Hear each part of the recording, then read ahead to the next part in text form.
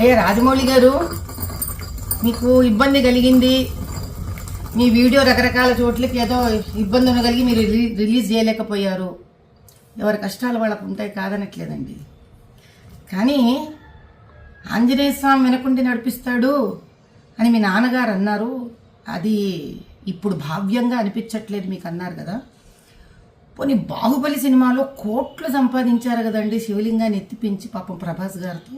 అప్పుడేమన్నా శివుడి మీద ఏమైనా దానకం చదివారా మీరేమన్నా? ఏ శివాలయానికి ఏమైనా దాన ధర్మాలు చేశారా?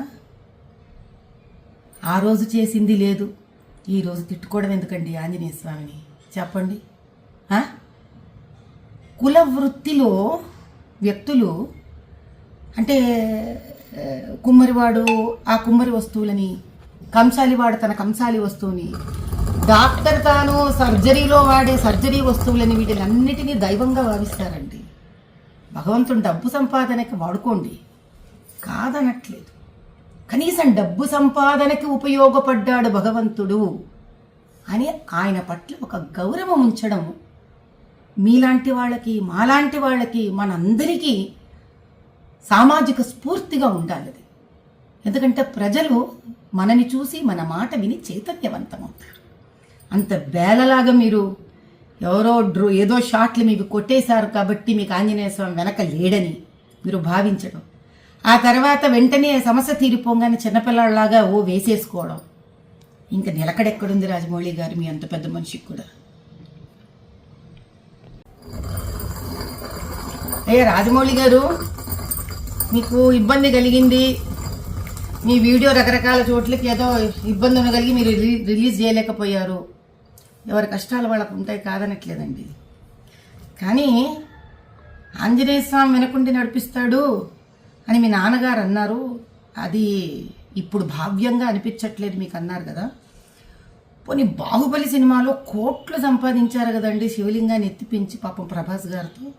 అప్పుడేమన్నా శివుడి మీద ఏమైనా దానకం చదివారా మీరేమన్నా? ఏ శివాలయానికి ఏమైనా దాన ధర్మాలు చేశారా?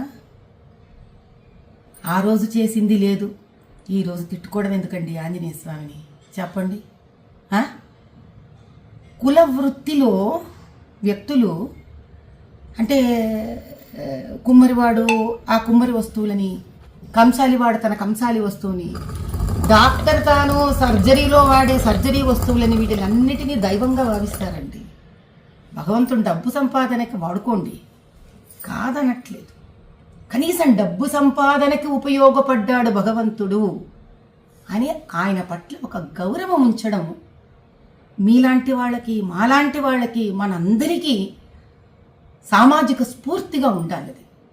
ఎందుకంటే ప్రజలు మనని చూసి మన మాట విని చైతన్యవంతమవుతారు.